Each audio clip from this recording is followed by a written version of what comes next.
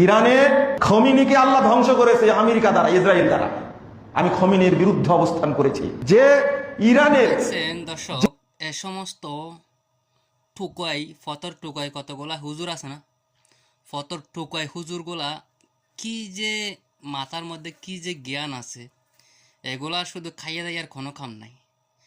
আর সবাইকে বলবো না, কিছু কওমি হুজুর, আমার মনে হয় কওমি হুজুর হবেই, আমিও কওমি লাইনের ছেলে।